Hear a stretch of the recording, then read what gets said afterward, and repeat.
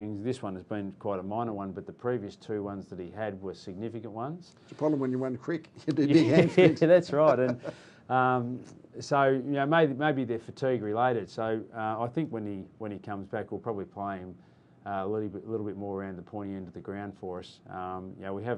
He's kicked 1 goal for the season to date. He's played 5 games.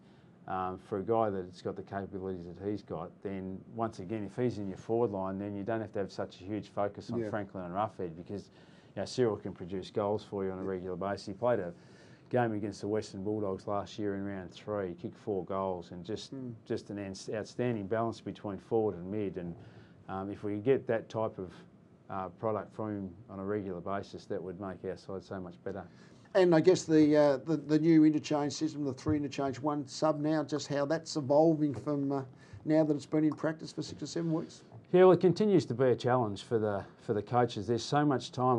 And I'm sure I don't speak just on behalf of the Hawthorn Footy Club. I think there'd be 16 other sides out there that are finding that the time, particularly in the first 4 rounds, it's become less in the last 2 or 3 as we've got used to it. But the time that's spent, match committee on working out who your sub's going to be, what are the implications if he only plays 20 minutes of footy that week, what does he do how does his training change? If he happens to be the sub 2 weeks in a row, what do you do? Even in game is probably the most challenging for you. Well, you're trying to watch the game and see it all evolve, and you get a bloke who comes off with what might be a minor injury, and you're forever sitting in the box trying to get a medical report and taking your mind completely off the game to work out whether you'll activate your sub or not. Having to play it down, even I know with the Jack Rewalt one in round 2 or 3, I think, when they played St Kilda and he got concussed, and they actually wanted to. It's such an important player to them. They wanted to give it the full 20 minutes or so to get an assessment. Is that about it? 20 minutes would be your maximum of his... Well, I think he can't go back on the field, but we'll wait. I think so. No longer than that. No, in actual fact, I thought Richmond were as patient as they possibly. I can't believe Dimmer wasn't going nuts. Yeah.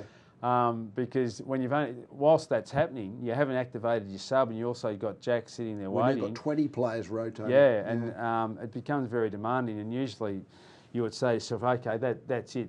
If we can't have an assessment on Jack that's positive for us, let's just sub him out of the game and let's bring on our fresh runner, and that's what happened, and for legitimate reasons in terms of his concussion in that particular case. But there's a lot of intricacies to do with it that are very, very demanding on the coaches, and quite apart from another decision you have to make. Yeah, and a lot of it in the hurly-burly of the game. But 3 times this year we've activated the sub late in the 3rd quarter or even early in the last quarter, and within 2 minutes, in some cases 30 seconds of that sub being activated, someone's been injured. And you're just pulling your hair out. In actual fact, we were very, very fortunate. We were going to activate the sub with another player earlier in the game last week against Port Adelaide, and just before we handed over the papers to activate that sub, we realised that Renouf wasn't going to be able to continue for the last part of the game. So fortunately, we were able to switch it over, and Renouf was to be sub. Does the game, as a general, games you watch, games you're coaching, one of the intents was to try and spread the players more because they won't congregate around the footy as much. Do you sense that's happening or not? I think the games seem to be more open, even if it's just the key statistic of inside 50s. Last year it seemed to be common. Speaking about the St Kilda game, we played them in a great game. It ended up being a draw around 17 of last year. I think it was 47 inside 50s to us to 43 to St Kilda. Very, very defensive-minded game. Ended up being about 90 points each or somewhere thereabouts, 87 points each, I think it was. And yet this year we're seeing, quite common. We played Richmond in round 3 on a wet evening, and Richmond had 53 inside 50s, and we had 57. I think. I've seen. Even more, and that suggests to me the games are more open and teams are moving the ball quicker and trying to avoid the packs and the congestion of perhaps last year and the year before. Is that partly also to not risk the midfield turnover? They're just teams that are kicking it into their forward line, pressured kick, long kick in is happening more often? Without a doubt, the long kicks is another statistic that is tracking northerly as well. And these little things are happening in the game. So, the game continues to evolve, and that's why I suppose from a coach's point of view, there's always a reluctance to have a lot of rule changes that continue to try and monitor the game and create it into this, mould it into like plasticine into this perfect model. When usually, it seemed like the big thing was how are we going to change our game so there's not flooding in the back end. Yet really, it's gone full circle. Now there's flooding in the front end. It's flooding both ends now. When you think of it, I mean, people often say, "Oh, I don't notice flooding as much these days," but because every time there's a player with a set kick in the middle of the ground, his forward line is flooded.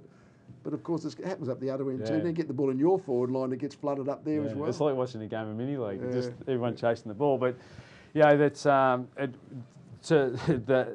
the demands on players. Just when you think about that if it's flooding from one end to the other and doing so on a frequent basis, and the demands that we place on our forwards when it goes into our defensive end, and then on our defenders when it goes into our forward end, the players have to be doing this all game. And when that's why there's been such resistance, I think, from the coaches. The demands of the game is going that way, and yet the implications of that interchange rule is that they're going to need to stay on the ground even further. So you get guys like Rioli who you want to be involved in that, but then they get injured because of fatigue related to hamstring, and it's just like, oh gee whiz, are we doing the right thing by the game when some of the hamstring injuries continue to be the big curse of all AFL clubs, and very, very important players for us, Rioli. Other clubs have got hamstring injuries as well, of course, and you just wonder whether we're getting the right result when